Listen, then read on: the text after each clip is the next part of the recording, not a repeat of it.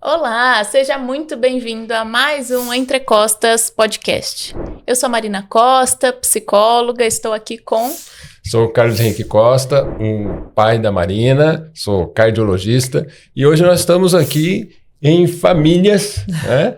Eu, pai da Marina e a convidada, mãe e filha, então vai ser uma conversa muito legal.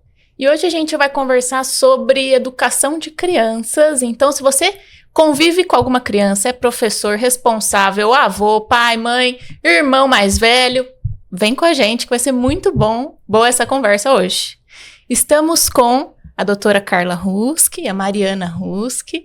Sejam muito bem-vindas. Muito obrigada, muito bom estar aqui. Que bom. Uma honra para a gente estar aqui com vocês. Que bom. Muito bom. Mariana, conta um pouquinho da sua jornada pra gente. Olha, nossa, foi tão rápido, né? Esses últimos 30 anos. Eu sou formada inicialmente em engenharia elétrica, me formei aqui pela Unicamp. Eu sempre fui muito apaixonada por ciências naturais, o funcionamento do mundo, do universo e do cérebro. Então, eu fui me encontrando aí nesses últimos anos, explorando os caminhos do conhecimento. Então, eu sou formada em engenharia elétrica, trabalhei um tempo com engenharia de transmissão na TV Globo, São Paulo, na época que o sinal digital estava chegando no Brasil. Vocês lembram que antes não era assim? Tinha essa conversa. Pois é, teve um time que trabalhou aí trazendo sinal digital para o Brasil, numa Copa do Mundo de muitos anos atrás. E trabalhei um pouquinho com petróleo também. Fiz um tempo, trabalhei no México, com engenharia de petróleo, perfuração. Nessa minha paixão pelas ciências, comecei um mestrado na parte de astrofísica, trabalhando com galáxias aqui na USP, até voltar do México pro Brasil, quando eu conheci o meu marido, vim para São Paulo e comecei a estudar um pouquinho mais o cérebro humano. Foi quando eu me apaixonei por desenvolvimento humano, desenvolvimento infantil, neurociência do comportamento, me formei em pedagogia, conheci o método Montessori, que justamente foi apresentado pela Maria Montessori como pedagogia científica. Foi a primeira vez que eles olharam a educação como ciência, né, e não só como recreação ou um cuidado com a criança ou uma imposição de comportamento para a criança. E me formei em pedagogia e hoje eu sou dona da Ciências Montessori School, que é uma escola bilíngue em São Paulo, e que a gente trabalha bem leal à metodologia e à ciência do desenvolvimento humano. Muito bom. Adorei que você falou da curiosidade, né, da mente humana, e foi isso que me fez fazer psicologia, essa curiosidade de como é que funciona esse mecanismo tão complexo, né? Exatamente. É um mundo, é um universo e que não cansa de surpreender a gente. Para mim, poucas coisas são tão interessantes quanto o comportamento, os porquês e como que esse negócio tão complexo evoluiu. É quase mágica, né? Então, realmente é extremamente interessante, extremamente relevante para explicar a sociedade, as relações humanas, até a felicidade e o bem-estar, que a gente fala tanto disso. Onde é que começa? Começa no cérebro. Como é que esse treco funciona, né? Muito bom. Estamos também com a doutora Carla Ruski, médica, pediatra. Isso. A minha trajetória foi extremamente aborrecida em comparação da dela, né? Porque fiz medicina na UFRJ, né? Nós dois fizemos faculdade uma de frente para a outra, né? Niterói, Rio de Janeiro. E desde então aí já comecei a trabalhar aqui em Jundiaí. Sempre adorei muito saúde pública, sempre foi a minha paixão, apesar de ter trabalhado um tempo em medicina privada. Mas a minha paixão sempre foi saúde pública, medicina preventiva. Na pediatria eu trabalhei muito com aleitamento materno. E quando eu estava assim para me aposentar, tipo na semana de me aposentar, já assinando a aposentadoria, aí o Dr. Carlos me convidou para trabalhar no PAIT. E aí eu tava assim, sabe, naquela... Ai, mas eu já tava com o pé na aposentadoria, quase sendo dondoca, né? Eu falei, será que... Aí meu marido falou, olha, pensa bem, você é muito ativa, você dá conta de tudo, experimenta, fica uns meses lá, e aí se não der certo, você você sai. E já fazem 16 anos que eu estou no PAIT. Devo confessar que é a parte da medicina que eu mais curti, porque você em muito pouco tempo vê o que acontece com o paciente, né? Ele chega super desanimado, para baixo, achando que não vai acontecer comigo, eu preciso tanto parar de fumar. Você vai vendo ele ao longo da semana e tem sido muito gratificante. Então, foi bem aborrecida a minha trajetória. Mas, de qualquer maneira, eu imagino só, toda vez que a Mariana vinha, né, engenharia, agora astrofísica, a hora de ser que eu falei, meu Deus, essa menina tá perdida, o que tá acontecendo? Na verdade, foi agregando, né? Exato, foi somando, e agora já fazendo pós em neurociência e não para. Eu realmente adoro estudar, né? Então, e o PAIT é o Programa de Assistência Intensiva ao Tabagista do município de Jundiaí, que o Dr. Carlos é coordenador. Isso, nós estamos nesse programa há 18 anos, o PAIT, Programa de Assistência Intensiva ao Tabagista, de Jundiaí, e a Saúde Pública de Jundiaí, e a doutora Carla, que faz parte desse programa há 16 anos, ela trouxe sangue novo, impressionante como ela motivou a equipe e como ela motiva também os pacientes. E a gente estava conversando aqui nos bastidores, né? Como a gente reveza lá o nosso perfil diferente, e ela tem também lá no nosso programa um papel importante na educação alimentar, na reeducação alimentar. Então ela tem uma palestra brilhante sobre a reeducação alimentar. Então a gente tem uma parceria ali muito agradável. Para mim, me motiva muito ter a doutora Carla lá comigo, e agora também ela faz um trabalho de prevenção do uso de cigarro eletrônico nas escolas. Infelizmente, a gente está chegando um pouquinho atrasado, porque muitas crianças estão usando isso nas escolas, mas ela tem um trabalho brilhante nas escolas para alertar professores e os próprios alunos da importância da prevenção e do alerta para as pessoas do risco, dos perigos do cigarro eletrônico para nossas crianças, adolescentes, a sociedade como um todo. Muito bom. E antes da gente ir para as nossas perguntas, aí o papo vai e flui, que é uma beleza.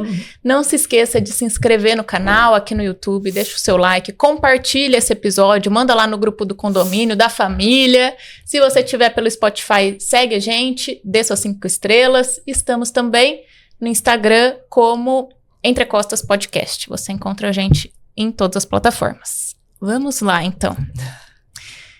Educação, né? É o tema. Eu confesso que eu tenho desejo de ser mãe, ainda não sou, mas tenho vontade. E eu acho que a gente se encontra em um momento de sociedade meio diferente, né? Em que muitos pais questionando a forma que foram educados, né? Opa, eu acho que não é por esse caminho que eu quero seguir.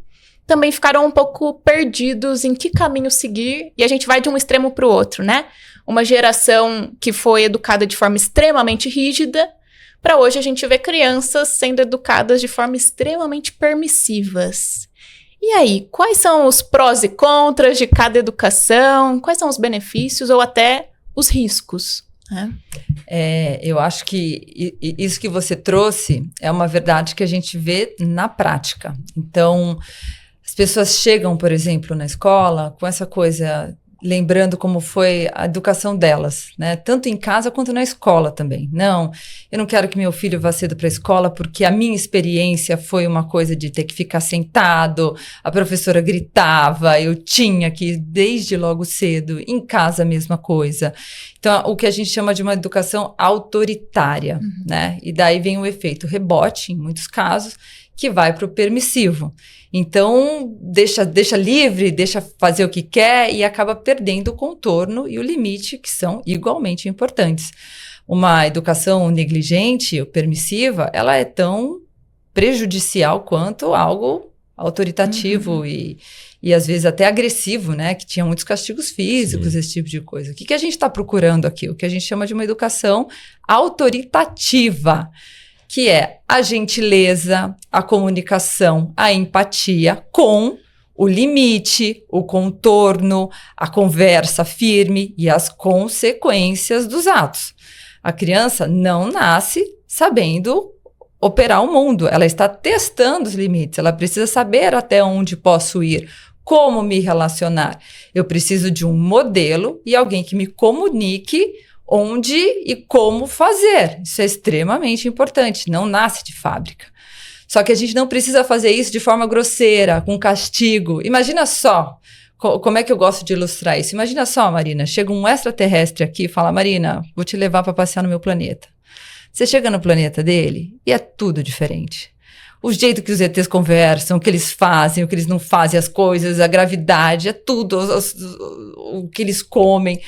Você vai querer pôr a mão em tudo, você não vai saber se relacionar, você não vai saber o que dizer. E o ET vai ter que te explicar isso, vai ter que te mostrar isso, com consistência, com previsibilidade. Agora, imagina se ele for estúpido com você. Você não está fazendo aquilo para provocá-lo. Não é pessoal, como muitas vezes as pessoas dizem. Não, aquela criança está me testando. Aquela criança é isso. Calma, gente, estamos falando de criança de 2, 3 anos. Isso precisa ser comunicado com gentileza. A melhor forma de você ter uma criança, entre aspas, obediente ou cooperativa, como eu preciso dizer, é ganhando a confiança e a admiração dela, né? E você não faz isso quando ela está com medo de você. Então, é este linguajar, esta conduta que nós estamos buscando. Você quer ser mãe, você já está pensando sobre isso, então você já está com mais do que meio caminho andado. Só de você refletir sobre esse assunto, porque ninguém vai ser perfeito. Mas só da gente refletir, se preocupar, poxa, eu não quero estar aqui, também não quero estar aqui, já abre uma porta. E a gente tem muita informação. Então, é muito positivo, sim, a gente pensar um pouco e estudar para ser pai e mãe, para te ajudar. E você não se vê sem ferramentas no olho do furacão. Porque a criança não vem com manual, né?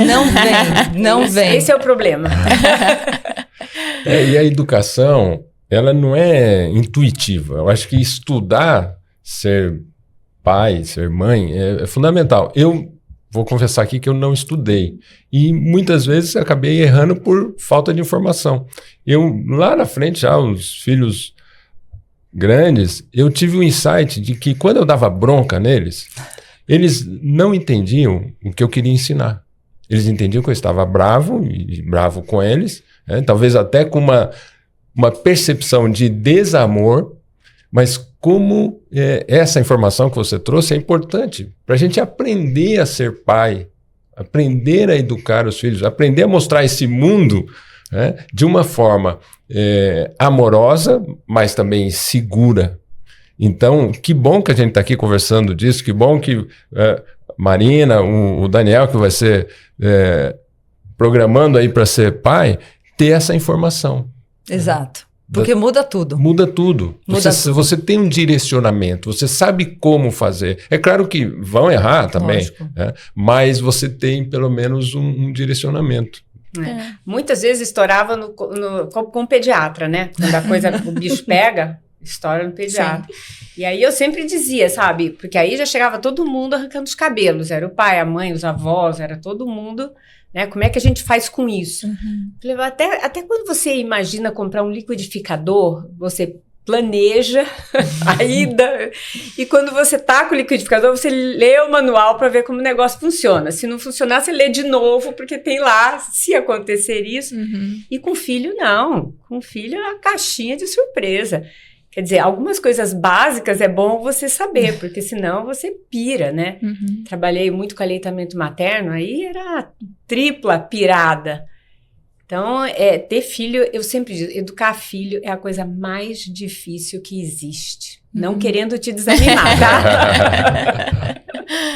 Sim. Mas uma coisa que me chamou a atenção, 2 pontos na fala da Mariana. O primeiro foi, a educação permissiva, ela pode ser negligente. Isso é muito forte, né? Ela é negligente. Ela é, porque você está tirando da criança a oportunidade e a necessidade que ela tem de desenvolver habilidades socioemocionais. Você não dar limites para uma criança nessa fase tão plástica, sensível do cérebro de formação, vai complicar muito a capacidade deste indivíduo para o resto da vida se relacionar, desenvolver autoconfiança, desenvolver motivação intrínseca, etc, etc. Então, ele está perdido. É a mesma coisa, é o mesmo prejuízo de você ser alguém extremamente autoritário, que você também tira escolhas, tira confiança, etc e tal. Mas como muita gente viveu o autoritarismo, conhece os problemas aqui. A permissividade é relativamente nova. Agora. Exatamente. Daí que quer tudo. Aquela pessoa que nunca está satisfeita. Não sabe lidar com a frustração. Não sabe lidar com a frustração, não sabe lidar com não sabe escolher por si, não é resiliente, não sabe lidar com a própria falha. Opa, não consegui fazer isso aqui. Alguém vai lá e já faz por ele. Então, daí cresce, não consegui fazer, e quem que vai fazer por mim agora? E a culpa é do mundo, etc. Então, é muito prejudicial. É um crime que você faz em termos de educação para quem aquele indivíduo vai se tornar. E o segundo ponto foi justamente sobre a educação autoritária, que os filhos crescem com medo dos pais e das consequências. É muito comum no consultório eu ouvir, quando eu volto na história do paciente, olhando para como ele lida com a autocobrança, lida com a autocrítica dele, eu volto um pouquinho na história e eu pergunto, como que era com seus pais? O que seus pais faziam quando você cometia um erro? E aí, eu tinha medo de contar para meus pais, né? É o que vem de resposta, eu tinha medo da reação deles. Nossa, quando eu tirei uma nota vermelha, nossa, eu fiquei morrendo de medo de contar. Por quê? Qual que era o medo? Por que ter medo dos pais? O que ia vir dali? E a criança também, ela não tem maturidade emocional de um adulto para imaginar de fato o que viria. Que viria, no máximo, uma bronca. Que para o adulto é só mais uma. Exato. Só que para a criança não é. Né? Para a criança é doído, ela sente de decepcionar os pais, ela só ainda não sabe comunicar isso, mas ela se sente frustrada, ela sente às vezes a falta de amor, porque como assim alguém que me ama tá gritando comigo? Exato. Então eu tenho medo de perder o amor daquela pessoa que é tão importante para minha sobrevivência. Exato. E daí você tem um gancho que você não aprende sem errar. Né? Então, hoje a gente tem bem mapeado quais são não só os períodos sensíveis de desenvolvimento do cérebro, mas também os processos de aprendizagem. Então, a necessidade de repetição, trabalho no concreto com as mãos. Então, a gente sabe que a criança põe a mão em tudo, etc, etc. E um deles é o erro. Você não aprende habilidades, competências e comportamentos sem passar pelo erro. Então, ele é parte do processo. Agora, veja bem, se eu tenho medo de errar, eu tenho um bloqueio no processo de aprendizagem, de tudo, inclusive de comportamentos. Então, o que eu preciso pensar aqui? O erro vai acontecer, como é que eu lido com ele? Se eu lido com medo, com medo de errar, além de bloquear o processo de aprendizagem, eu gero uma cadeia de desengajamento familiar, de N coisas que são prejudiciais tanto no cognitivo quanto no socioemocional. É realmente uma questão complexa que desenrola para a vida inteira. É isso aí no prático, você observando uma sala Montessori, eu fiquei mega encantada. Primeiro que eles têm, não é assim, todo mundo com 1 ano e meio, todo mundo, eles misturam, né? Isso. Então tem crianças de 4 anos que ficam com as de 6, tudo numa mesma sala. E uma vez observando, tinha um menino, porque lá é para eles fazerem tudo sozinhos. E aí, eu ficava assim, me segurando, né? Porque tinha uma criança tentando colocar uma calça. E ele colocava sempre as 2 pernas na mesma perna. E aí, eu olhando aquilo, e Mariana me segurando, e eu achando que não ia dar certo, o negócio não estava dando certo. E ele tentou N vezes, até a hora que deu certo. E deu certo e ele ficou tão feliz, tão satisfeito. E a partir daquele instante, Mariana falou, mãe, agora nunca mais ele vai errar. Né? Porque ele apanhou tanto para vestir essa calça e ninguém deu palpite, ninguém falou nada. Então você vê criança assim de 2 anos, 2 anos e pouco, se servindo no self-service, sozinho, sabe? Tentando equilibrar a colher de arroz. Então ela tá brincando, mas ela tá fazendo, ela tá aprendendo. Eu achei isso encantador, né? Você deixar a criança experimentar, vai errar, vai fazer de novo. E a hora que acertar, e vai fazer sujeira, e vai fazer bagunça. E daí a gente arruma, né? Esse é o ponto, é o cuidado com a intervenção desnecessária. Nossa vontade, nosso impulso de controlar tudo e de fazer por eles, mesmo quando eles não querem. Isso. Então, veja bem, no caso dessa criança ou de N outras circunstâncias que a gente vê, se essa criança tivesse pedido ajuda, é uma coisa. Ele não pediu. Ele estava dizendo... Ele estava persistindo. Dá licença...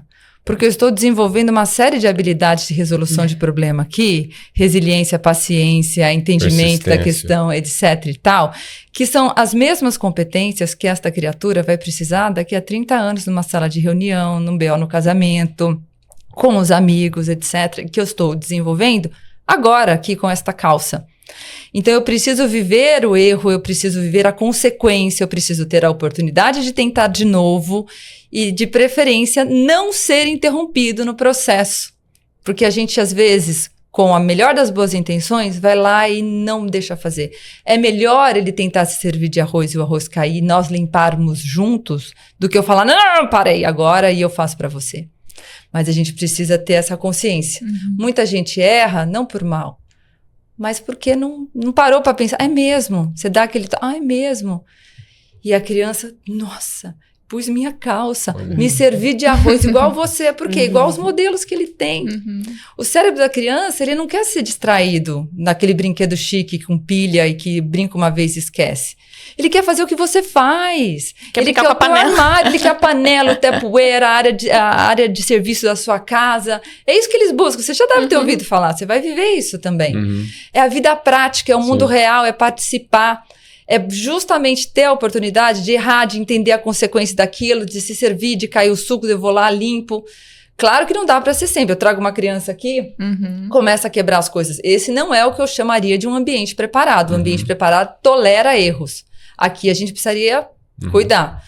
Mas olhar o que é o fisiológico e o natural do ser humano nessa faixa etária e permitir que eles desenvolvam como a natureza pensou, né? Perfeito. E é interessante, eu lembrei agora de uma fala da Marina, quando ela estava fazendo alguma coisa, a gente ia fazer por ela, ela dizia pra gente, eu sei muito bem. E minha mãe falava, cheia de arroz no cabelo. Eu sei muito bem. Aquela bagunça. Boa, Marina. Isso mesmo. Com 3 aninhos, né? Mamãe conta. Ensinando pra gente. Eu queria comer sozinha. E eu achei, isso mesmo. Achei sensacional você falar do erro.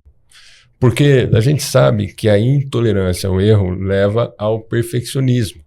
E o perfeccionismo traz um enorme sofrimento, que é a crença de não ser digno de aceitação, valor e amor, porque é imperfeito, porque erra.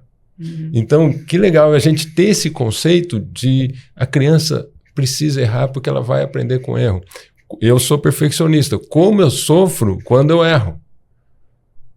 Como é difícil lidar com erro? Eu fui aprender com a Brené Brown a coragem de ser imperfeito e de que o meu valor não está relacionado às minhas imperfeições ou ao meu erro.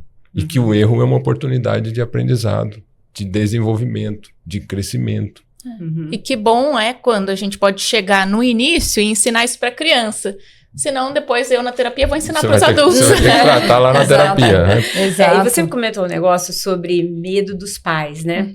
Eu, essa semana passada, eu tive 3 dias conversando com adolescentes em relação ao cigarro eletrônico, os perigos e tudo. E aí, quando terminou um dia, veio um menino, devia ter uns 14 anos, e ele virou para mim e disse assim, doutora, isso quando a sala inteira tinha saído, se eu for procurar a ajuda da senhora para parar o eletrônico, meus pais vão ficar sabendo? Entendeu? Quer dizer, tá usando sem os pais saberem. Aí eu falei para ele, olha, a melhor pessoa com quem você pode falar, conversar, tudo, são seus pais. Mas se você ainda não tiver coragem, você começa, né, conosco, eles não vão ficar sabendo por nós, mas é importante que vocês se abram com seus pais, né? Porque eles são seus melhores amigos. Mas e o medão da bronca, né? O medão da bronca. E isso com 14 anos, um menino da minha altura, com medo das consequências, né? E, infelizmente, nem sempre os pais são os melhores amigos, né? Exato. Tem esse problema. A gente acredita que deveria ser, né? Esses são os nossos valores como família, como duas famílias aqui. Os pais deveriam ser os melhores amigos, mas infelizmente não é a realidade de todo mundo. Não. Tem famílias com sérios problemas na relação pais e filhos. E esses problemas vêm da educação, que é o que a gente está conversando, né? Da forma de criação, de problemas de adultos que refletem nas crianças. A criança, ela é uma esponja, ela absorve, ela observa. Sim. E ela aprende mesmo sem você ensinar, só observando. Justamente. Né? Porque às vezes o pai fala, mas eu nunca ensinei ela isso. Tá, mas você fazia. Exatamente. Eu sempre digo, né? Quer dizer, a criança não aprende com o que você fala, aprende com o que você faz. Então, cuidado com o que você faz. Se você costuma beber bebida alcoólica, ou usar cigarro, ou seja lá o que for, ela tá aprendendo. Ela tá vendo, ela tá aprendendo. Né? Porque é como você brincar, você com uma vassoura, ela vai querer uma vassoura também para fazer aquilo, né? Eu tenho um dos meus netos que ama ficar comigo na cozinha, tem 10 anos, e porque ele quer fazer aquilo que eu tô fazendo. E agora, o que você faz grita pro cérebro, é fisiológico, é evolutivo, e não tem como brigar contra isso. Então, antes da gente criticar ou tentar mudar um comportamento na criança, a gente precisa passar por uma longa autoanálise. O que em mim ou no ambiente onde estamos precisa mudar para este comportamento da criança melhorar ou mudar também. É em mim primeiro, no ambiente, para daí refletir na criança. Exatamente. E na nossa ansiedade do dia a dia, o que a gente faz? Você tá louco, menino? E a gente tá enxugando gelo. E interessante, recentemente eu vi uma situação e na frente da nossa clínica tem 3 vagas de estacionamento.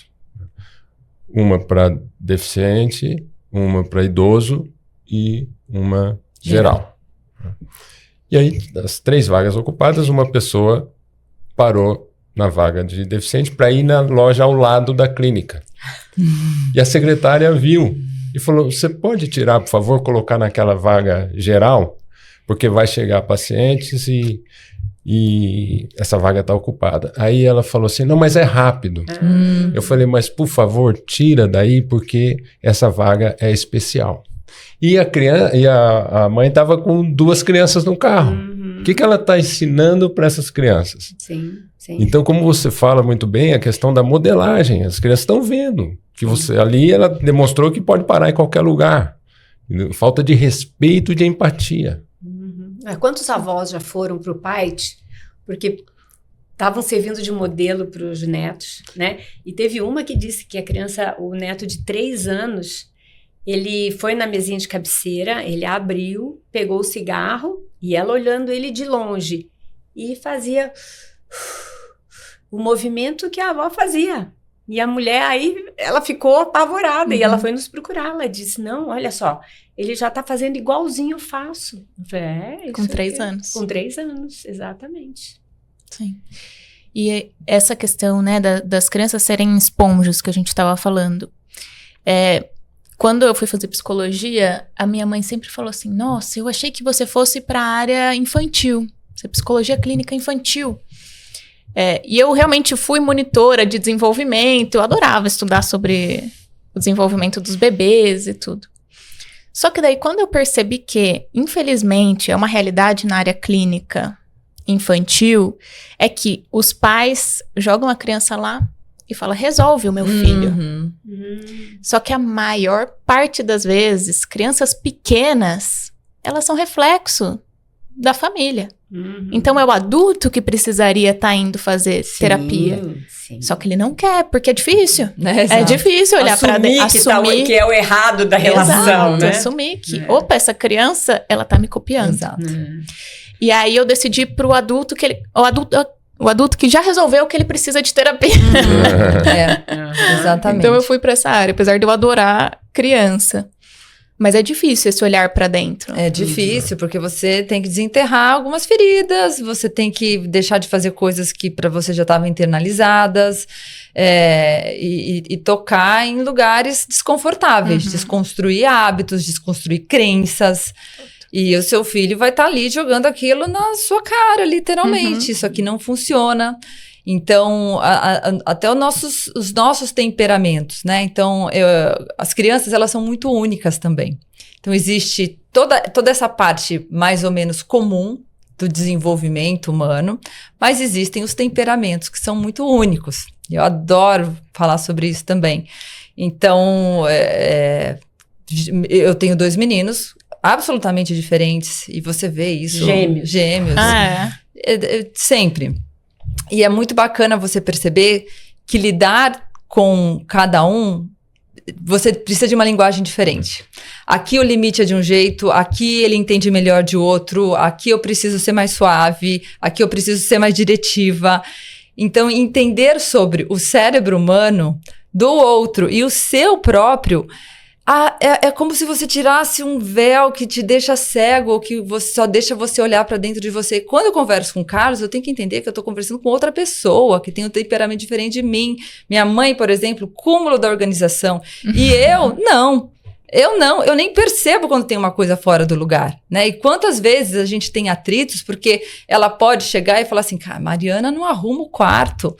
Ela não se preocupa comigo, poxa, tô aqui trabalhando, e quando eu nem vi que aquilo estava desorganizado, né? Daí que começam o quê? Os atritos, a troco de uma diferença normal. Cabe a ela ser um pouco paciente, cabe a mim ser mais cuidadosa, e cabe ao adulto da relação ter essa consciência no cuidado com a sua criança. Porque cada relacionamento é único, né? Então, por mais que a gente esteja falando de educação, para cada criança, em algum nível, vai ser individual. Sim. Absolutamente, absolutamente. Cada relação, cada criança se desenvolve um universo muito único, muito especial.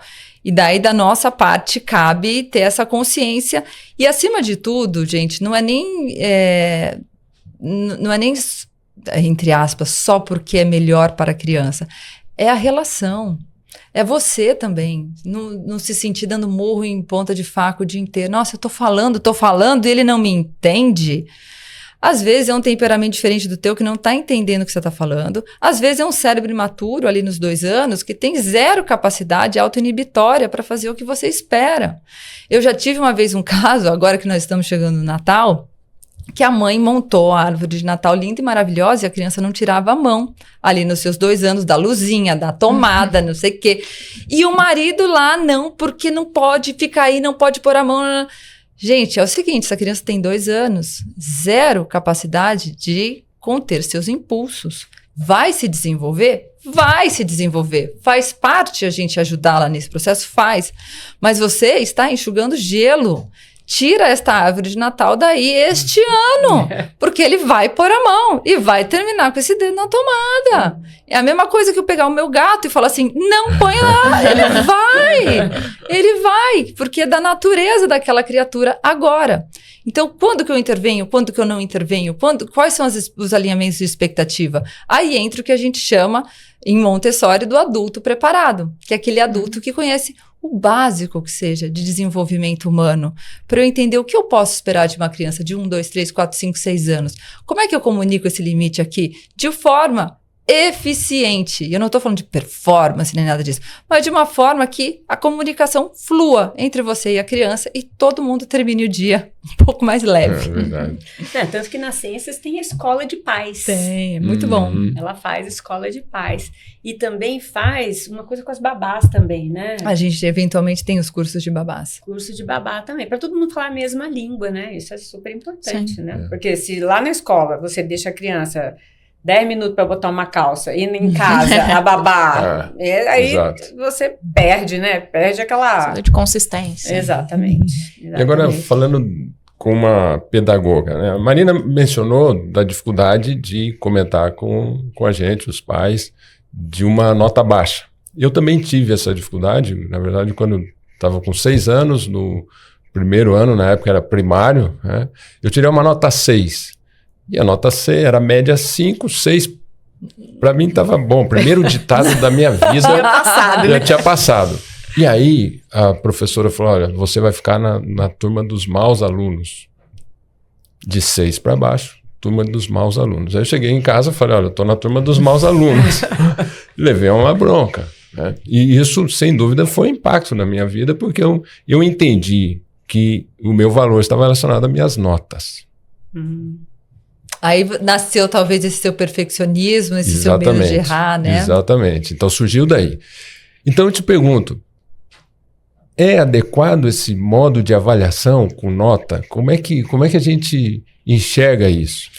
Alguma avaliação, dependendo da idade da criança, uma sondagem, uma avaliação de conhecimento, é válido para você entender como é que está a absorção de conhecimento da criança, o entendimento. Às vezes a criança não está conseguindo lidar com aquela informação, está com uma dificuldade, você precisa detectar aquilo. Mas isso, gente, tem que ser um instrumento diagnóstico, não uma punição e um castigo. Carlos, essa história é, assim, pavorosa.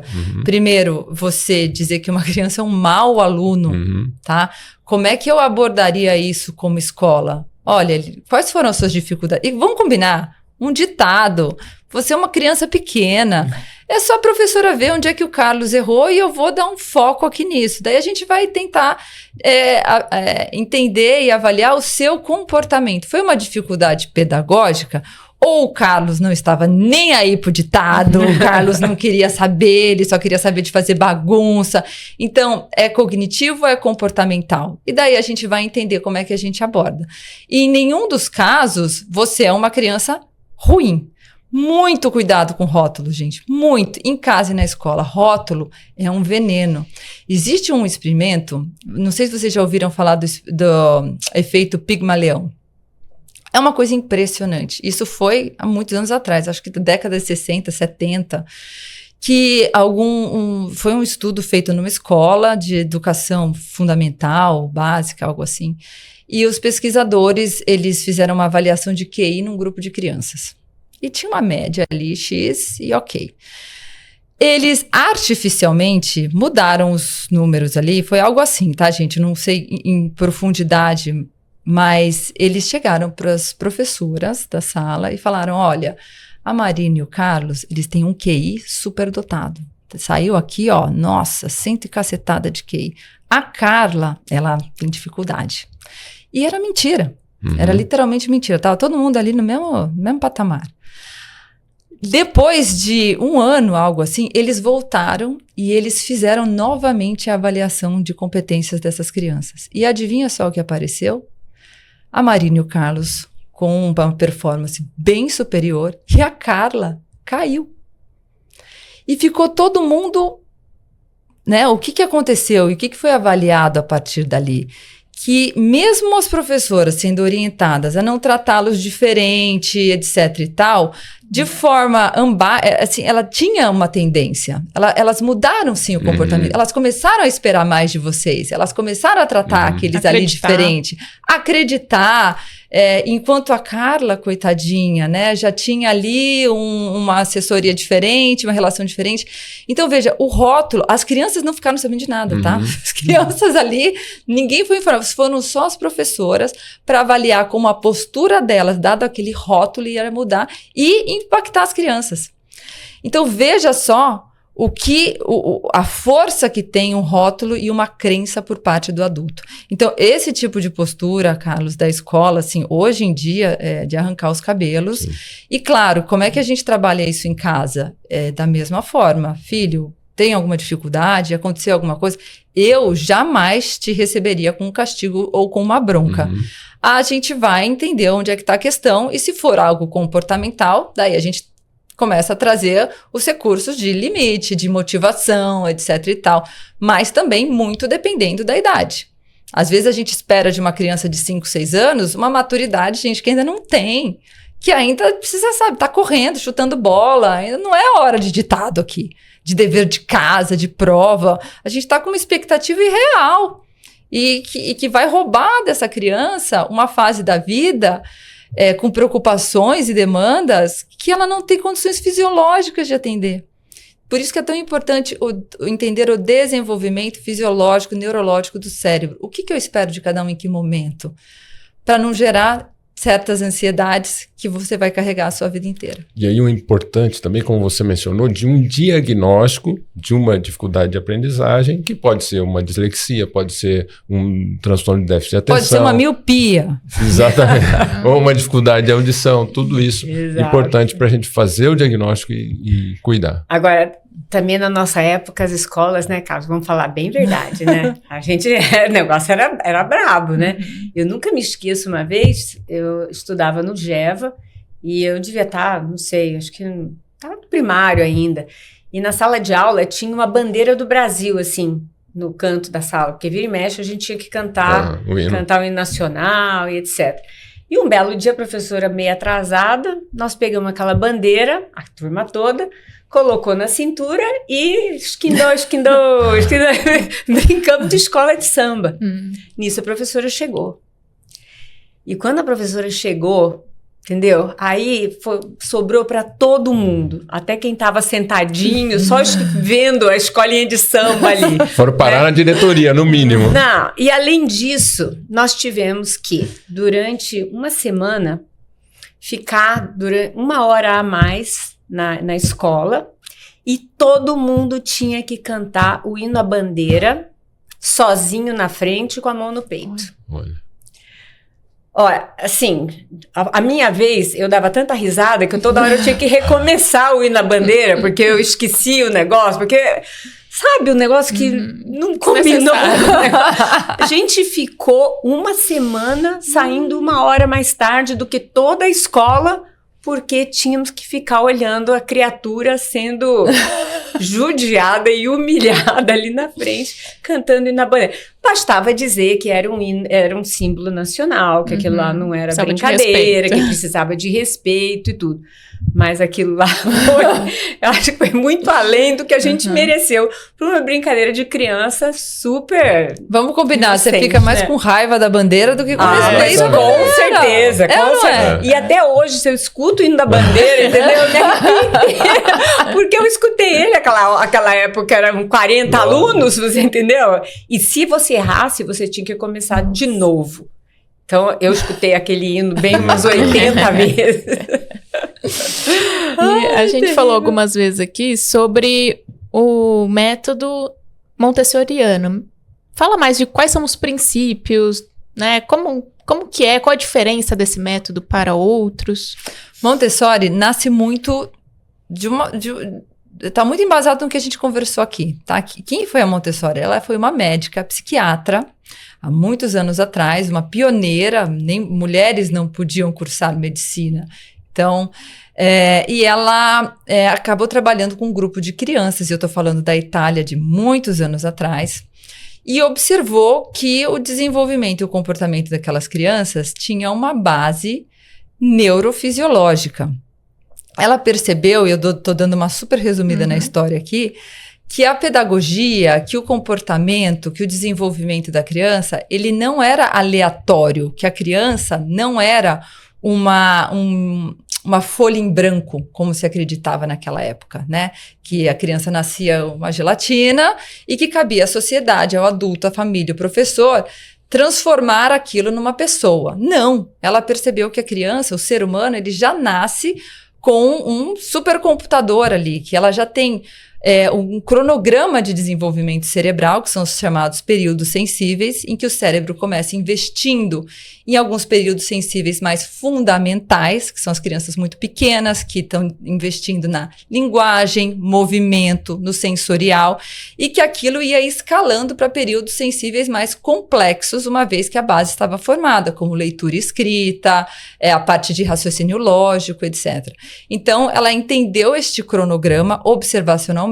Hoje a gente tem as comprovações com a ciência moderna, que são muito alinhadas ao que ela observou, e como são os processos de aprendizagem. A necessidade do trabalho com as mãos, veja só, a criança põe a mão em tudo, põe tudo na boca, no mundo inteiro, aqui no Canadá, na China, em Toga. Será que é um complô universal para ficarmos doentes?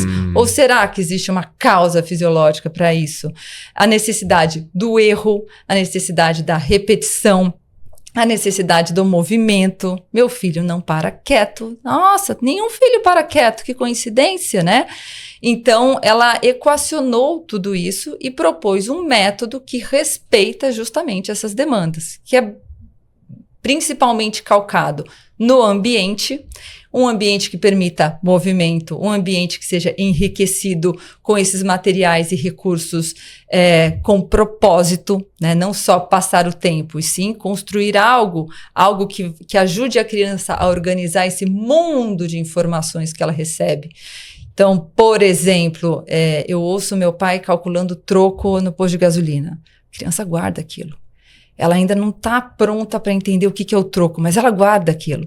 Quando ela chega na sala 3-6, por exemplo, e está lá a tábua de adição, a tábua de subtração, e a professora apresenta aquilo para ela, e ela tem a oportunidade de sentar sozinha com aquele material e mexer nas contas e entender o 5 menos 2, que restou 3, né?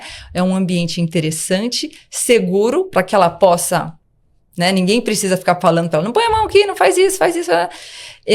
Então, esse é o que a gente chama de ambiente preparado. E o adulto preparado, que é justamente o adulto que entende desenvolvimento infantil, as fases, as demandas, o que é aquele período sensível, como é que eu observo a criança. Então, a Marina, ela está manifestando alguma coisa X com o comportamento Y. O que eu preciso pôr, o que eu preciso tirar daqui para ela poder desenvolver essa demanda. Então, foi olhar a criança e a educação com ciência e preparar o ambiente e o adulto e as dinâmicas de sala e de dia a dia para que esse cérebro, né, essa semente encontre o melhor terreno mais fértil para poder crescer como a natureza nos desenhou para ser. Então, isso é Montessori in a nutshell. Eu acho assim, o interessante do Montessori é bem individualizado. Tá? É diferente de uma escolinha que todo mundo vai pintar, todo mundo vai montar um negócio, todo mundo agora... Não. As crianças, você vê a individualidade de cada um. Tem uns que gostam mais de montar o negócio, então sabe que o cubo maior tem que ir embaixo e depois vai, se inverter aquilo não dá certo. Então, um tá lá super focado naquilo, e o outro tá pintando, entendeu? Então, e aí ele se desenvolve super bem na pintura, o outro montando as coisas de acordo com o tamanho. Então, eu acho que essa parte da individualidade é o que é o mais rico nesse método. Não é todo mundo faz tudo na mesma hora. Isso vem da onde? Vem dos períodos sensíveis que eu estou manifestando. Então, de forma resumida, eu posso ter a mesma idade que ela, ou a gente pode ter idades diferentes. E eu estou manifestando uma demanda e ela outra, que está alinhado ao momento de desenvolvimento do cérebro, tá? E eu vou buscar naturalmente no ambiente algo que me ajude a trabalhar aquilo. E ela também. Se o Carlos chega para nós duas e fala, Mariana, Carla, nós vamos cantar agora.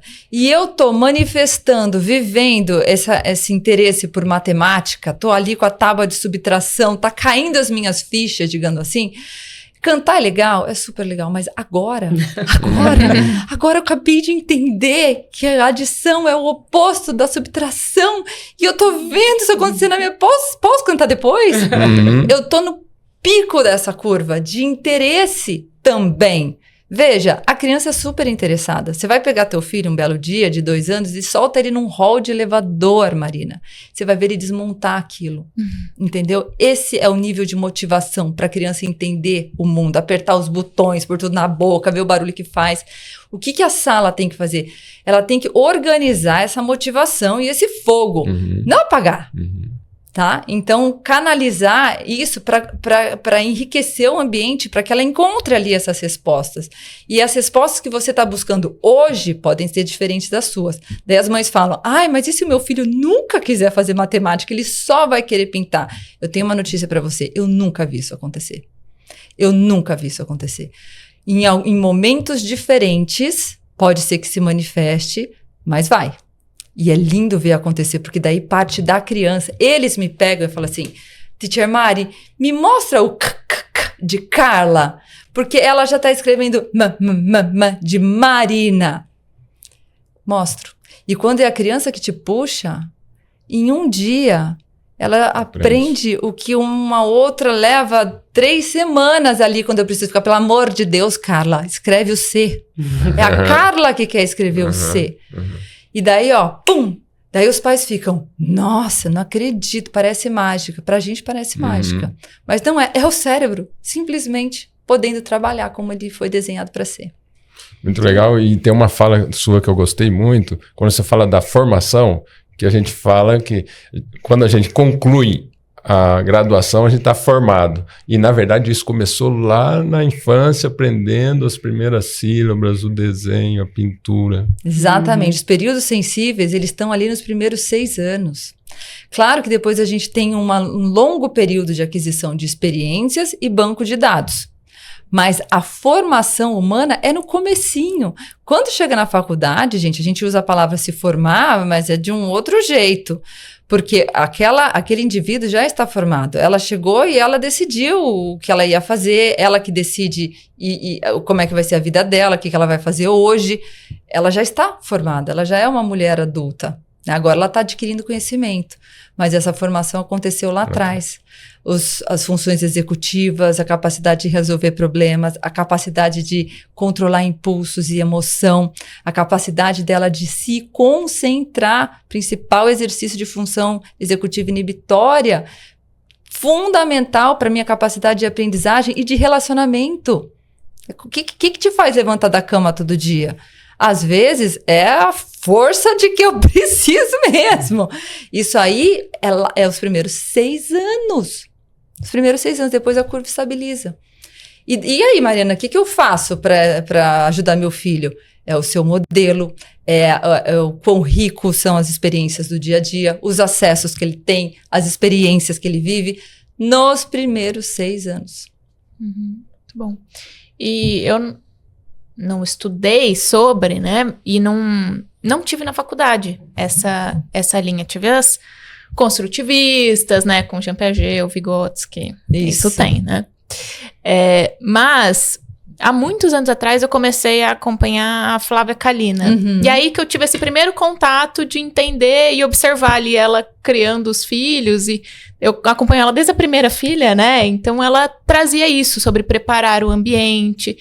E eu ficava observando, né, ela ensinando, ali, não ensinando, né, mas deixando a criança explorar o grãozinho de arroz, o feijão, e aí passa para e aí faz aquela bagunça e aquela paciência, né, de lidar com a bagunça. Eu achei aquilo tão diferente. E aí faz atividade com farinha, aí faz bagunça com a farinha e tá tudo bem. E aí ensina a criança. Então vamos limpar juntos. Exato. Esse é um ponto que eu acho importante também, porque senão a gente vai pro permissivo, né? E faz bagunça, faz tudo e deixa tudo lá. Não, ela ensinava a criança a organizar de volta aquele ambiente para quando ela quisesse voltar ali, estar tudo organizado. Exatamente. E tem umas coisas assim do Montessori, você não tem brinquedo, né? Mas aí você tem 2 potinhos e tem uma pinça. E as crianças pegam o grão de, sei lá, a continha e passa de um para o outro com uma pinça. Aí você vê aquela mão se preparando para escrever, por exemplo, né? Então é conta-gota, é pinça, é não sei o quê. Eu falei assim, nossa, mas que bacana. Aí nós fizemos um teste com o Lucas, meu outro neto de 3 anos e meio, porque os de 10 anos fizeram aniversário e ganharam um autorama. O avô, a avó e a mãe ficaram um dia inteiro para montar aquilo, porque, Deus do céu, o negócio não encaixa. E aí, o Lucas foi e achou lindo, ele tem 3 anos e meio. Eu falei, pô, vai dar um negócio na mão dele, esse carrinho vai voar para fora de casa, né? Mas a precisão dele, com aquela mãozinha, ele fez direitinho, ele tem aquele controle, assim, fino da mão já com 3 anos e meio, né? Então ele foi o único que o carrinho ficou sem sair do trilho. Foi uma graça, mas isso é porque desde cedo é pinça, é conta-gota, é negocinho piquititinho assim. Então ele tem muita destreza com os dedinhos. O preparo para leitura e escrita é desde a postura, né? A gente começa a trabalhar na introdução alimentar, a postura, o tônus de mandíbula mesmo, tá ligado à introdução alimentar, que está ligado à sua fala, desenvolvimento da fala, né? Toda a força aqui de costas, ombro, as coisas estão todas interconectadas, que daí, uma vez a fala já estando mais firme, entendendo as sílabas, isso já entra no beginning sounds lá na frente e vai em paralelo com o trabalho das mãos, que as crianças adoram. Então, veja, isso que você vê do feijãozinho, da coisinha, isso está alinhado a período sensível de pequenos detalhes, que já é sala baby, né? A criança adora o pequenininho, não sei o quê. Por quê? Porque eu ainda não entendo a grande física do universo. Eu não vou trabalhar a gravitação universal com a criança, mas ela já entende que as coisas caem, que faz um barulhinho, que o negocinho é isso. Então, a gente chama de período sensível de pequenos detalhes, as coisinhas pequenas. Aquela que ela criança já que adora ficar jogando a coisa no chão. Jogando, entendendo caso e consequência. Será que a bolinha vermelha faz o mesmo barulho da azul? Eu já sei, mas ele acabou de chegar. Ele precisa testar, não adianta falar, ele precisa testar. Né, a importância da rotina, da previsibilidade. Você chegou no mundo dos ETs e cada vez que você faz um outro evento acontece diferente. Eu não vou entender nunca como é que isso aqui funciona. Eu preciso da previsibilidade, da constância, para depois entender as exceções. Então, isso tudo tem que estar acolhido no ambiente para aquela faixa etária e na conduta do adulto também. É lógico. Tem que ser lógico. E as coisas estão encadeadas. Então, o que a criança de 3 anos faz hoje é um trabalho que começou pelo cérebro e, se Deus quiser, pelo ambiente, desde que ela nasceu. Né? No 3º trimestre de gestação, a criança já está adquirindo fala. Ainda entendendo, obviamente, o que é um ruído, o que é uma voz, muito rudimentarmente. Mas a criança, ela não desenvolve a fala com 2 anos. Foi muito lá na frente. 2 anos é a conclusão do processo. E aí, então, a gente tem algumas palavras, acho que tem a ver com esse método. Na autonomia, é muito forte, estimular a autonomia da criança, que é isso, né? De colocar a calça e ela aprender como que faz sozinha. É não atrapalhar esse processo. Exato. De aprendizado. E é difícil, o papel é esse, não difícil. Atrapalhar. Porque você vai ver, a hora que você tiver neto, começou eles botam um sapato trocado, assim. Aí botam e sai andando. Eu ficava pra morrer. Aí, mãe, espera incomodar. Aí, na hora que incomodar, ele vai ver e aí ele vai destrocar. Tá, mas nessa hora você fica, né, pensando, vai tropeçar. Não, se tropeçar, aí aprende mais rápido, né? Imagina você, Marina, faz um lindo bolo maravilhoso de laranja. Daí você leva para sua sogra experimentar. E a primeira vez que você faz um bolo de laranja para ela. E ela pega esse bolo e fala, nossa, que delícia, você que fez. Mas, tá com um pouco de açúcar demais, tá? Precisava. Foi seu primeiro bolo, né? Colocou a camiseta ao contrário. Tudo bem, é um risco iminente? Você colocou alguma toxina nesse bolo? Porque se colocou, daí para, né? Se os cadarços estão desamarrados e essa criança vai quebrar um dente, daí para. Mas se simplesmente não está perfeito, você colocou a sua camiseta sozinho, né? A próxima você vai fazer o que a gente chama de alinhamento, de refinamento. Mas, por enquanto, não vamos ficar catando defeito em tudo. Interessante. E a questão da educação, ela é fascinante, né? Mas a Mariana também trabalha com outro lado, que é um lado desafiador, que é a questão da segurança. E, certamente, a doutora Carla também já atendeu crianças vítimas de maus tratos. Eu queria entrar um pouco nesse tema que é, como falei, desafiador, mas importante a gente abordar, necessário. Como identificar algum sinal de uma criança que está ou em iminência de uma violência ou está sendo violentada? Como é que eu identifico olhando para a criança? Esse é um assunto muito vasto e muito, muito desconhecido das pessoas. As pessoas têm muitos preconceitos, tabus e informações enviesadas, o que dificulta muito a situação da criança e do diagnóstico de uma possível violência. A gente acha que as agressões contra as crianças acontecem por estranhos, né? O homem do saco, que nem a gente estava falando, o cara escondido no parquinho, o cara mal encarado, que vai lá, pega a criança, sai correndo.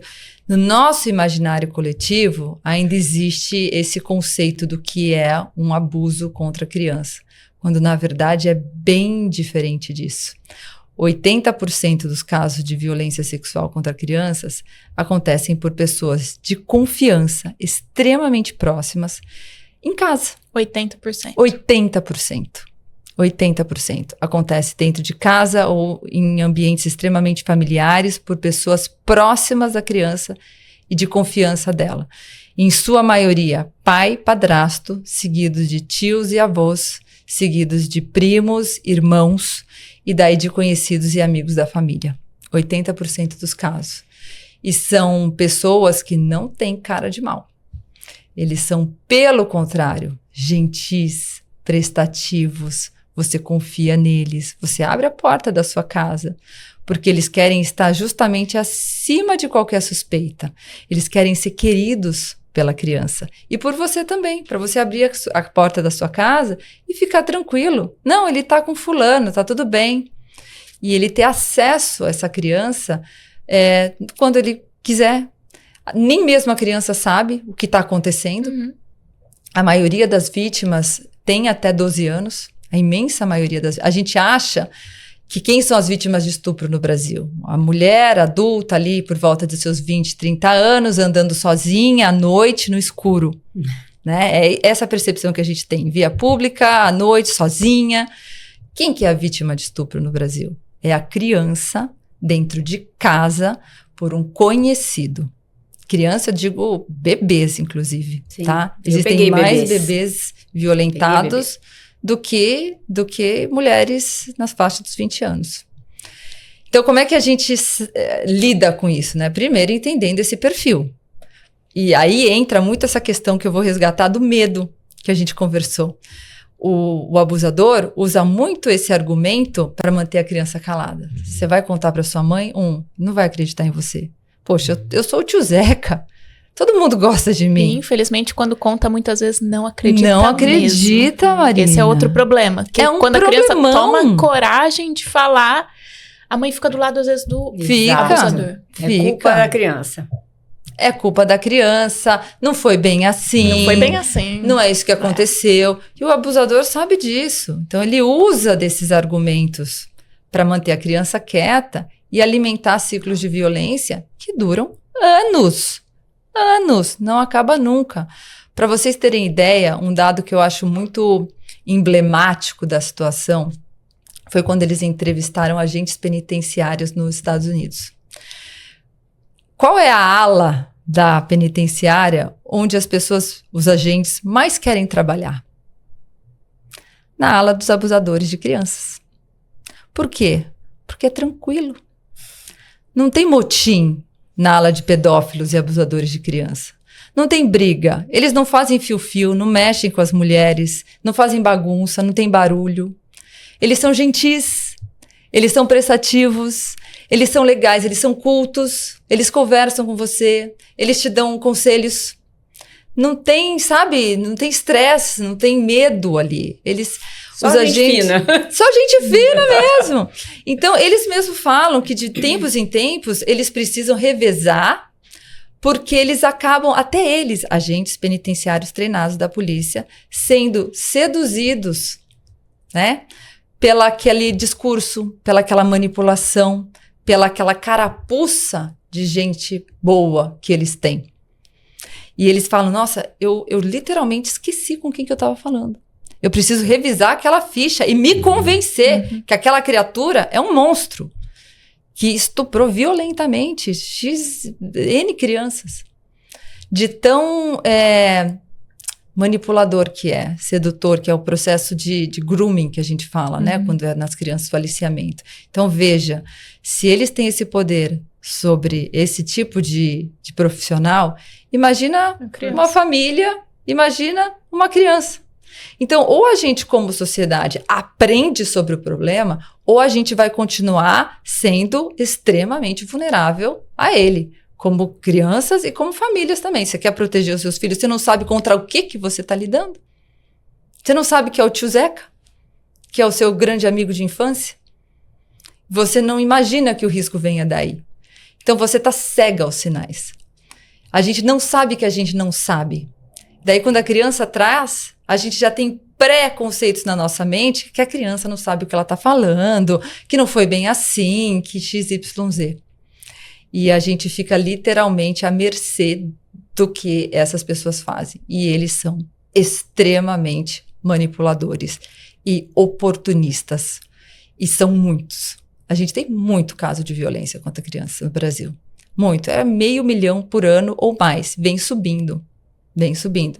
Subnotificação de 92%.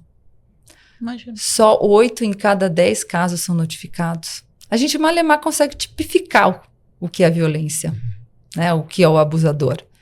Então, o tabu, o silêncio e a falta de informação vão alimentando esse tipo de crime. E uma às praga. vezes, principalmente mulher, né? Uhum. Principalmente mulher é a vítima. É menina. Ela só percebe na vida adulta. Sim. Não é comum Que isso. aquilo era abuso, Que aquilo né? era abuso, que aquilo era violência. Por quê? Porque ela foi aliciada. A violência sexual contra crianças, ela não é um ato violento, assim, agressivo, que sai sangue, essas coisas. Isso são alguns.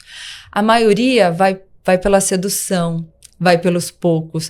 Ele dá presente, ele é seu amigo, ele tá lá, Brinca. interessado, me mostra o seu presente. Quando nós adultos estamos lá, nossa, eu tenho 1000 coisas para fazer, tem aquela pessoa que vem, que te dá atenção, vamos conversar, te dá presente e vai seduzindo. Daí começa a fazer um ato mais leve, entre aspas, tá? Não põe a mão na criança. Tem muita violência que não tem toque físico, que é tirar a roupa, ele tira a roupa. A violência sexual, na sua esmagadora maioria, não deixa marcas. Por quê? Porque o abusador não quer ser descoberto. Uhum. Ele não quer, então ele não machuca de forma a deixar rastros. E então, como é que você, voltando à sua pergunta inicial, que eu dei toda essa volta, como é que você identifica que uma criança pode estar sendo vítima? Pelo comportamento dela. Então, mudanças bruscas de comportamento são um forte sinal. A criança que deixou de comer, ou que está comendo muito, que deixou de dormir, ou só dorme, que era tranquila, agora está agressiva, que era mais animada, agora está prostrada. Então, diferenças no comportamento são um indício. Claro, são indícios de outras coisas também, né? Pode ser porque chegou o irmão, porque o papai foi viajar, N coisas. Mas pode ser também violência. Daí você precisa olhar ao redor. Onde é que essa criança está ficando, com quem está. E a principal arma de todas que nós temos, a famosa e tão mal compreendida educação sexual. Que as pessoas ainda acham que é falar de sexo com as crianças. E não é. Talvez esse nome seja um pouco misleading. E na verdade, você ensinar proteção. Então, o que é a educação sexual para uma criança muito pequena? Primeiro, ensinar sobre partes íntimas. Existem, assim como a gente ensina da cabeça, do joelho, da perna, e tudo bem, a gente precisa ensinar também, desde o comecinho, que existem as partes íntimas do corpo, que é a vulva, que é o ânus. Pode falar, tá, gente? A gente fica, né? Nossa, eu vou falar pênis. Vai, porque é um nome. Tá na nossa cabeça o tabu. O mamilo, e elas são partes íntimas. O que quer dizer íntimo? Íntimo quer dizer que ninguém pode ficar passando a mão, nem mostrando. É uma parte nossa que fica coberta na praia. Então já contextualiza para a criança aquilo. Quando você for trocar o seu filho, for trocar de roupa, for limpar, né, a criança que usa fralda, peça permissão. Mostra que não é sair tocando a mão. A criança precisa ter autonomia sobre o próprio corpo. Então, licença, eu vou limpar a sua vulva, eu vou limpar o seu pênis. Lembra que é a mamãe que pode, ou o médico, outra pessoa não pode tocar aqui, você também não pode tocar no de outra pessoa. Trabalhe o círculo de confiança e a questão do segredo, né? Então, você vai chegar para o seu filho e falar, filha, a gente não guarda segredo da mamãe. A gente tem o círculo de confiança, que é a mamãe, o papai, o vovô e a professora. É sempre bom ter alguém de fora de casa também. E dessas pessoas, a gente não guarda segredo nunca. Se alguém pedir segredo para você, você conta para nós. Isso desde sempre. Porque essa informação precisa chegar primeiro. Antes que alguém normalize o segredo para ela. Entendeu? Quem chega primeiro, normaliza o aspecto.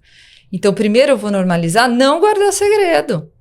Não tocar partes íntimas, não mostrar. Porque quando essa regra for quebrada, isso vai causar incômodo. E daí eu vou contar para a mamãe. E eu não posso ter medo de te contar. O meu círculo de confiança tem que me ouvir. E ele tem que me respaldar nos momentos difíceis. Não adianta eu chegar pro vovô Carlos e falar que aconteceu tal coisa e o vovô Carlos me dispensar. Ah, não, isso não foi nada. Daí, quando eu for contar algo mais sério, será que ele também vai achar que não foi nada? Então, nomear partes íntimas, não pedir segredo e não normalizar segredo, ter o círculo de confiança, conversar sobre limites corporais. É isso que, no final do dia, vai trazer a proteção para essa criança. Ela conseguir identificar que algo está errado e saber onde buscar ajuda.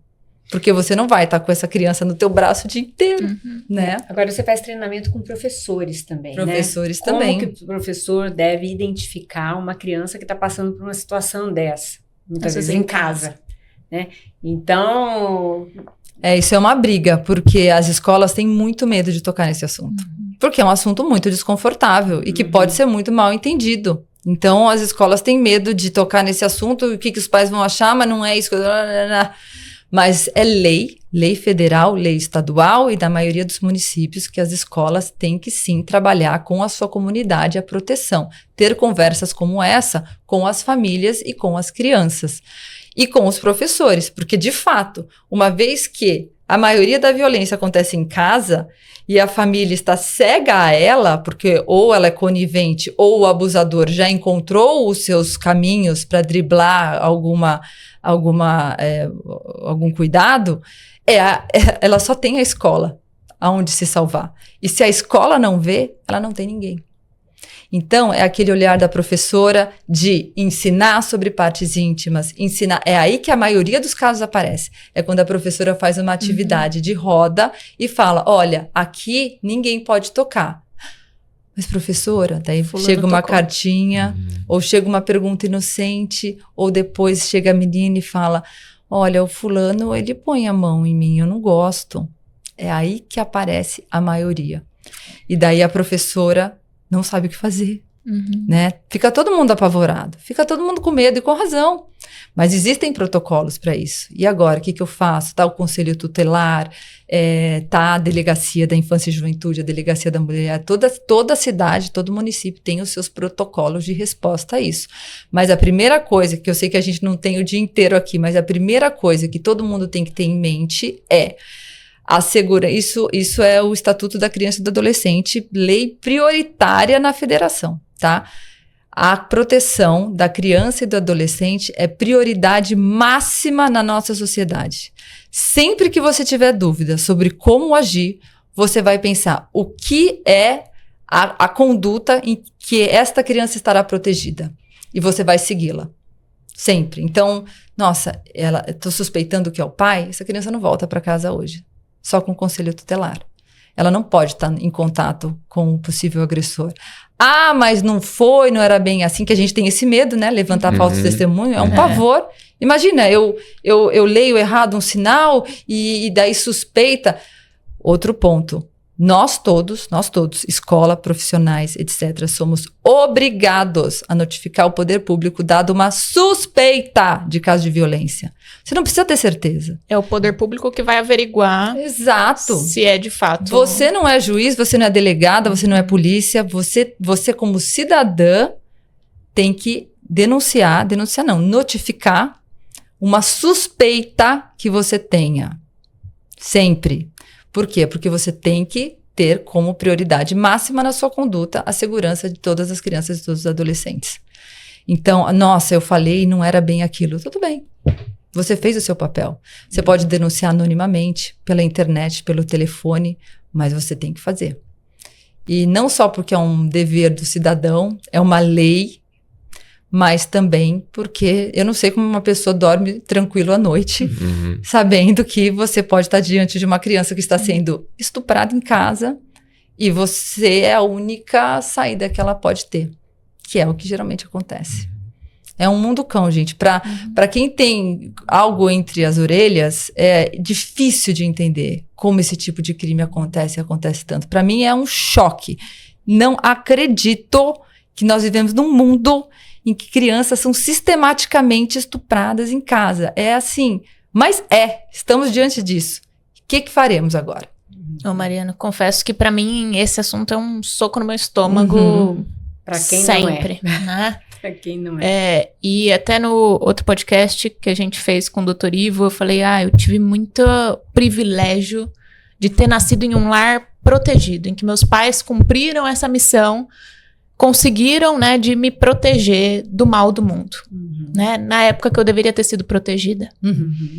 Só que aí, quando eu fui crescendo e eu fui ouvindo das minhas amigas, de pessoas próximas, eu falei, opa, isso é muito mais comum, porque não fazia parte da minha realidade. Então eu não sabia o quão comum isso era. Sim. Uma amiga fala aqui, a outra fala ali, a outra fala ali. Hoje meus pacientes falam.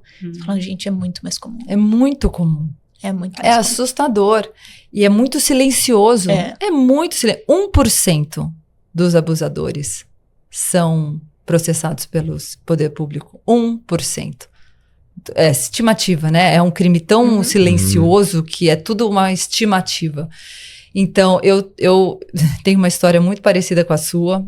Então, é ainda mais chocante quando você vê o quão privilegiado nós somos por ter tido o que todo mundo deveria ter. Um lar saudável, protegido, uma infância feliz, não ter que ter medo de dormir à noite.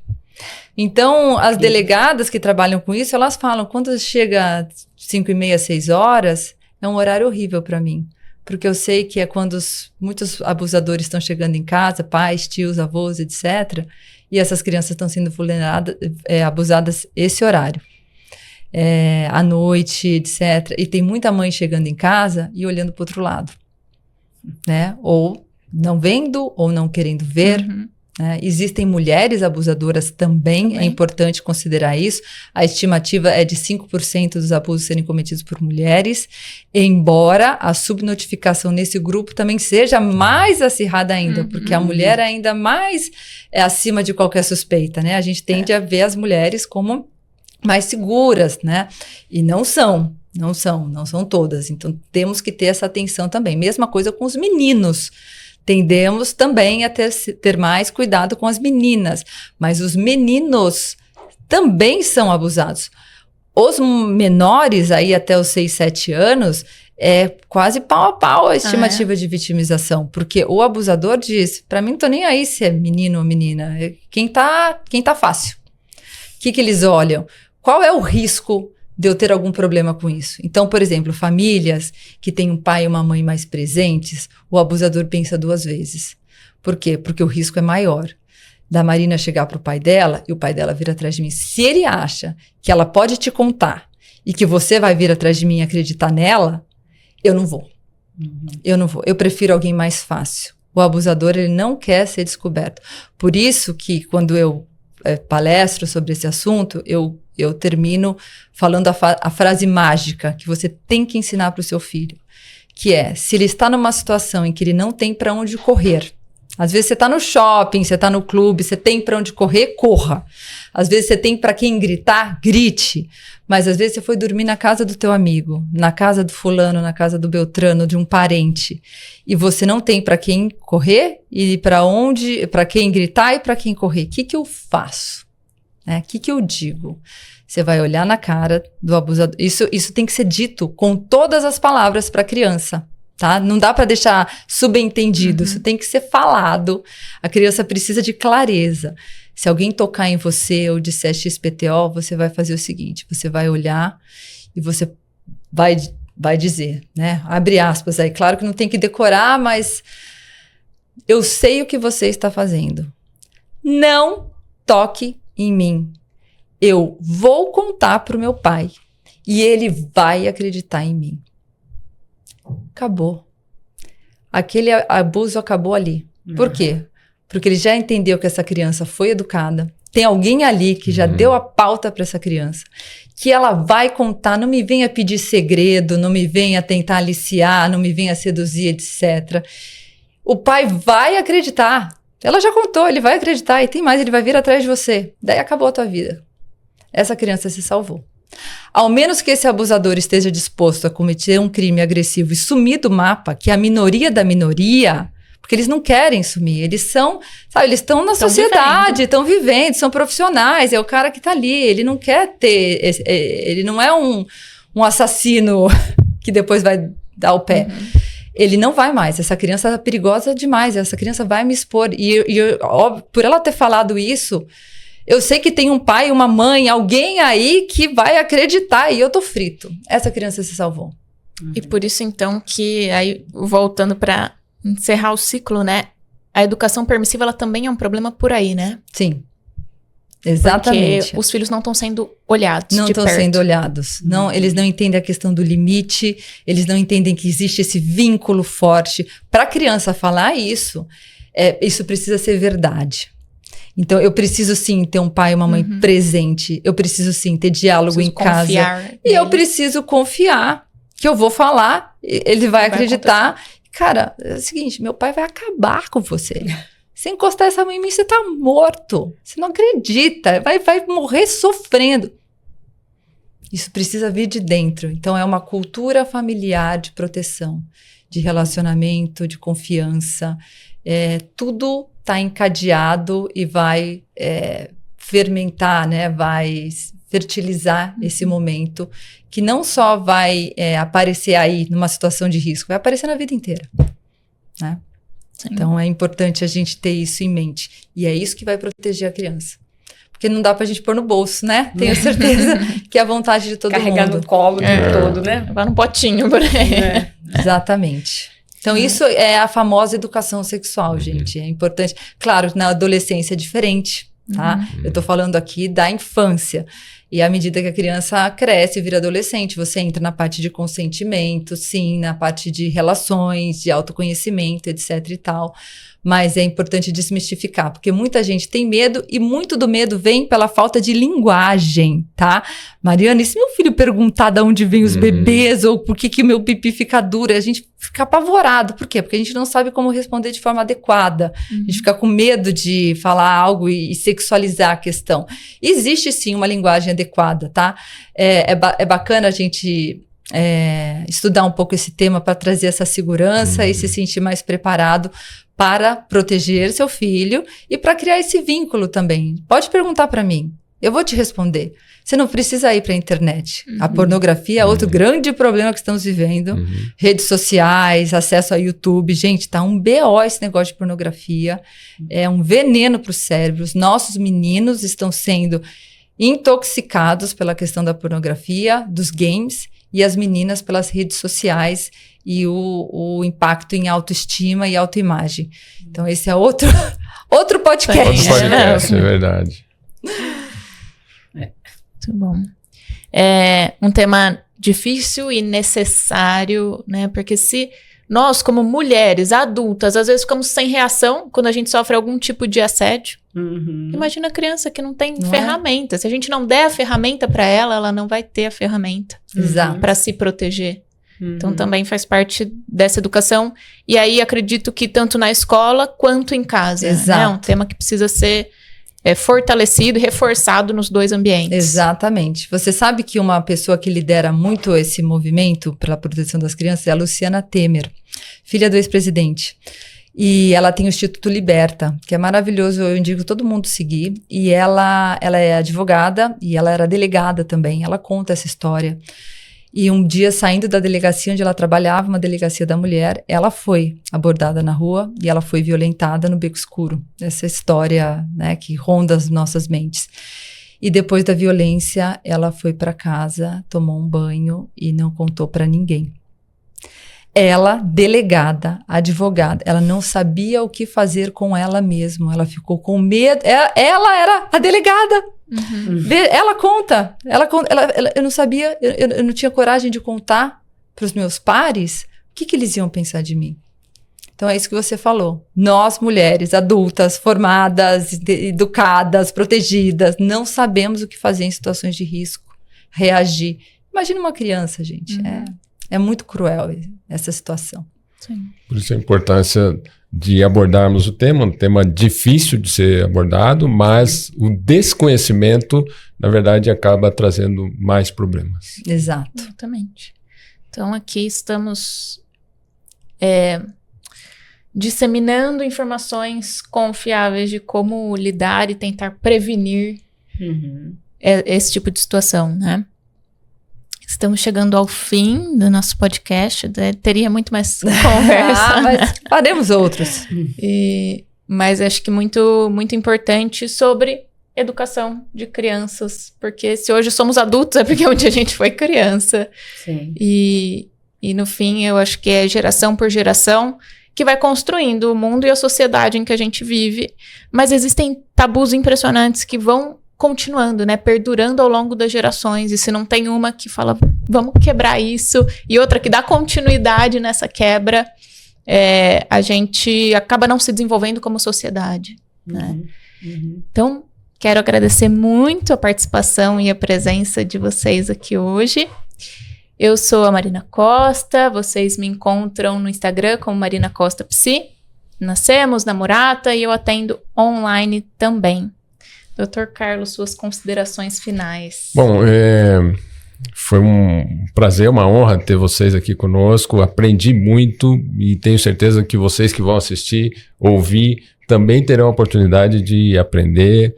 Como a gente falou aqui, não é intuitivo, a gente precisa aprender, a gente precisa de informação para saber como cuidar, educar e proteger as nossas crianças. Muito obrigado.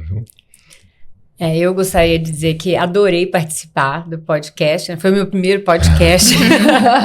E dizer que eu assisto muito vocês. E aí eu tive que contar para minha mãe, a bisavó de 90 anos, o que eu ia fazer sábado de manhã. E aí ela quis ver, ela assistiu alguns podcasts. E de acordo com esse podcast, eu fiquei sabendo que o Henrique, ele quase que foi um chefe de cozinha. É verdade. Então, ela mandou este livro de receita que ela fez para ele colocar as receitas prediletas dele. E para você, Marina, que a gente também viu no podcast, que está fazendo as pazes com o repolho, com o chuchu, com a cenoura, né? Ela te fez este avental, né, com herbívoro aqui, ó, para te dar uma força nessa tua vida de naturebice. Vai fazer bastante salada com ele, tá bom, Marina? No apartamento novo. Obrigada. E eu faço a pergunta como as pessoas podem encontrar, mas a doutora Carla já me adiantou que ela também é do offline, mas tá lá no PAIT, né? Tô lá no PAIT, exatamente. De terça e quarta, sempre é fácil de me encontrar. Isso aí, muito bom. Mariana, suas considerações finais. Eu só queria agradecer a vocês, obrigada por esse espaço, obrigada por essa coragem de tocar nesses assuntos mais difíceis. É provavelmente uma das frentes mais importantes para a gente desenvolver em prol da infância e da nossa sociedade. E vocês podem me encontrar no @MarianaRuski ou no @SenseSchool. Muito obrigada pela paciência de vocês, que eu falo bastante, mas eu vou ficando animada. E parabéns pelo trabalho, que tomara que ainda tenham muitos outros. Obrigada. Então hoje, Mariana Ruski e Carla Ruski estiveram entre costas.